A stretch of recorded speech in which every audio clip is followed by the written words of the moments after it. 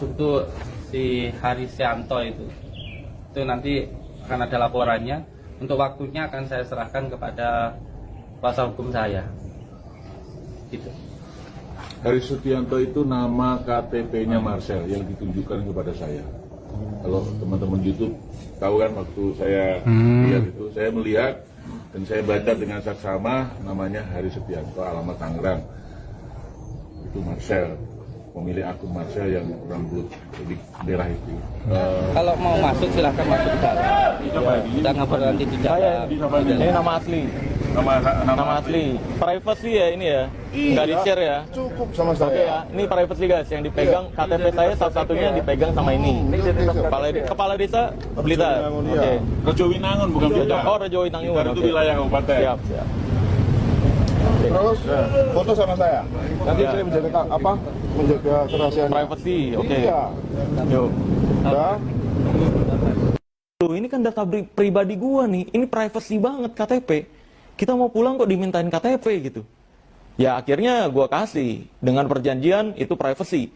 Jadi kalau sampai ke share KTP tersebut, ya berarti itu udah masuk ke pasal doxing ya. Ya, gue masih percaya sih. Semoga tidak disebarkan data pribadi gue tersebut. Kan seseorang dengan yang katanya aparat pemerintah desa dan meminta KTP ya, karena memasuki wilayahnya dia minta KTP.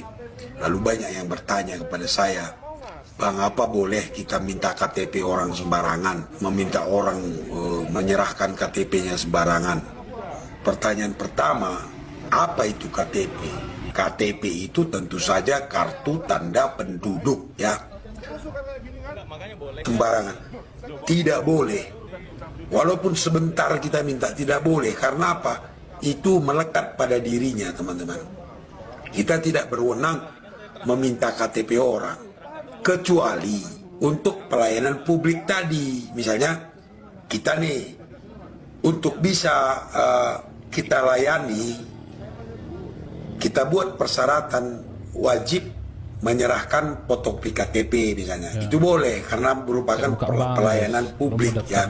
Atau untuk menjadi anggota Polri persyaratannya harus diserahkan fotokopi KTP misalnya.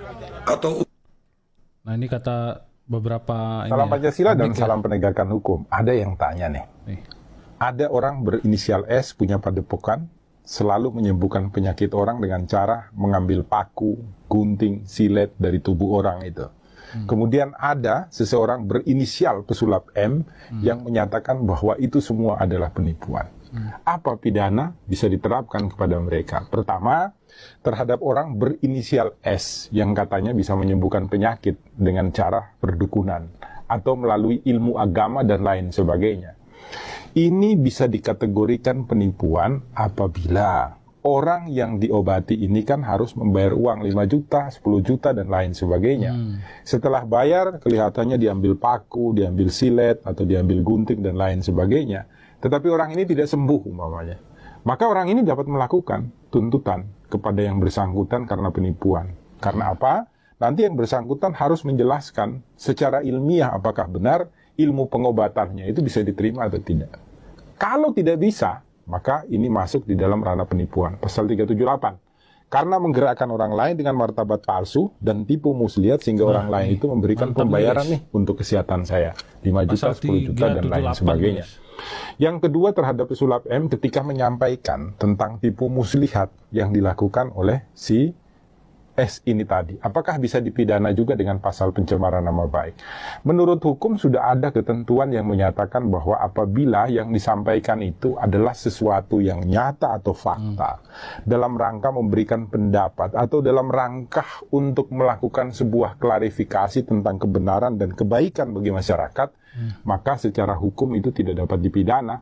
Hal tersebut sudah dibuat di dalam MOU yang ditandatangani oleh Menteri Komunikasi dan Informatika, kemudian Bapak Kapolri dan Bapak Jaksa Agung Negara Republik Indonesia. Jadi ke depan, Rumah Pancasila berharap saja, tolong hati-hatilah. Jangan gunakan tipu muslihat Sehingga apa? Mendapatkan keuntungan untuk diri Anda pribadi. Oleh karena itu, Rumah Pancasila memberikan pesan kepada semua orang, pengobatan yang terbaik dan dapat dipertanggungjawabkan adalah melalui medis. Dengan apa? Dengan rumah sakit. Kalau alternatif, ya minum ramu-ramuan. Biar apa? Biar kita semua sehat di rumah Indonesia. Jangan lupa buka mata, buka telinga, buka hati, selalu berbuat baik di rumah Indonesia. Salam banyak.